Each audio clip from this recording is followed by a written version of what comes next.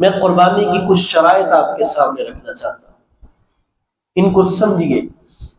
سب سے پہلی شرط، قربانی کرنے والا مسلمان ہو۔ فَصَلِّ لِرَبِّكَ وَانْحَرْ، نماز کون پڑھتا ہے؟ جو مسلمان ہوتا ہے۔ اور اس سے یہ سمجھیں کہ قربانی نماز عید کے بعد ہے، نماز عید سے پہلے جو قربانی کرے گا وہ قربانی نہیں ہوگی، وہ عام صدقہ ہوگا۔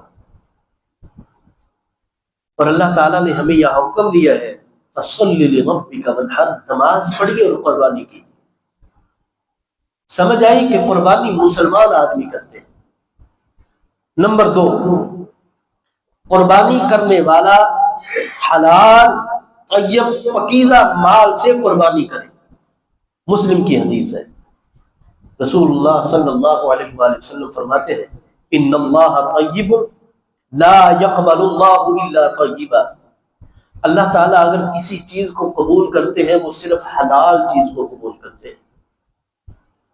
تو اس سے سمجھنا چاہیے کہ قربانی حلال جانور حلال پیسوں سے خرید کر کے اس کی قربانی کی جائے۔ نمبر 3، قربانی ہر عیب سے پاک ہو، ہر عیب سے پاک ہو، کانا نہ ہو، لنگڑا نہ ہو، بیمار نہ ہو، لاگر کمزور نہ ہو۔ نمبر 4، بہیمت الانعام میں سے ہو،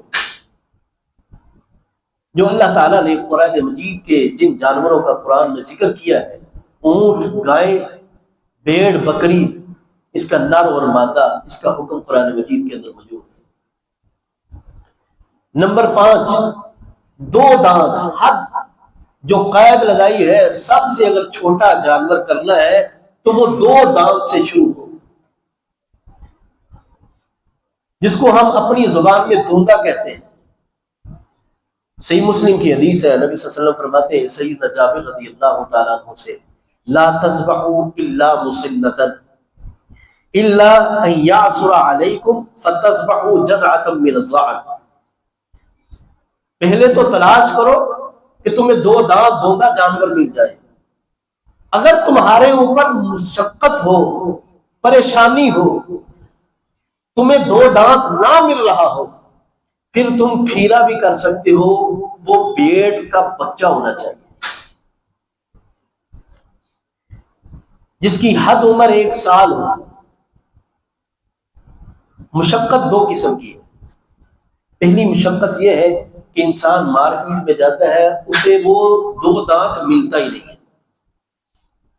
دوسری مشقت کہ وہ مالی لحاظ سے کمزور ہے، اگر مالی لحاظ سے اس کو یہ کھیرا جانور ملتا ہے جو بھیڑ کا بچہ ہے یا دمبا ہے، اس کو وہ کر سکتا ہے۔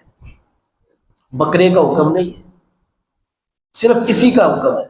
جو کہتے ہیں نا جی پکا کھیرا، وہ پکے کھیرے والا یہاں شریعت نے کوئی حکم نہیں دیا بکرے کے اندر۔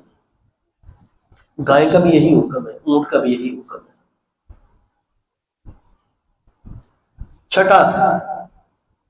چھٹی شرط یہ ہے کہ جانور اپنی ملکیت میں ہو، کسی کا جانور پکڑ کر ذبح نہ کر دیا جائے، اس کی اپنی ملکیت ہو جانور کی۔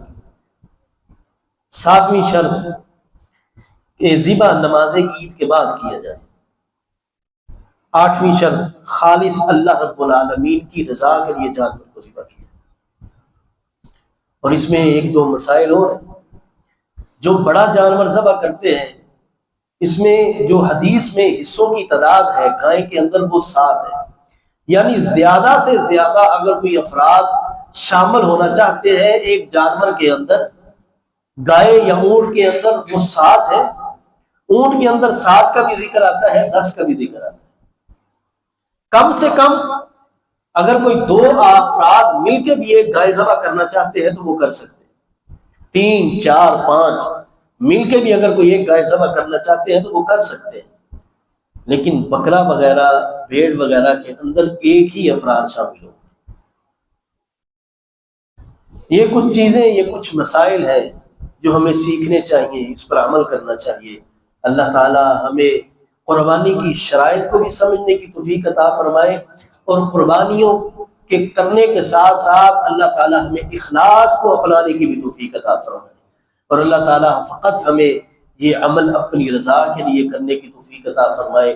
اللہ تعالیٰ ہمیں ریاکاریوں سے محفوظ رکھے، دکھلاوے سے محفوظ رکھے، جو سنا سنایا اللہ اس پر عمل کرنے کی توفیق عطا فرمائے۔ اللہ تعالیٰ ہمیں شاعر اسلام کو، شاعر اللہ کو اور قربانی کے فلسفے کو سمجھنے کی توفیق عطا فرمائے۔ اقول قولی ھذا واستغفر اللہ لی ولکم ولسائر المسلمین وآخر دعوانا ان الحمد للہ رب العالمین۔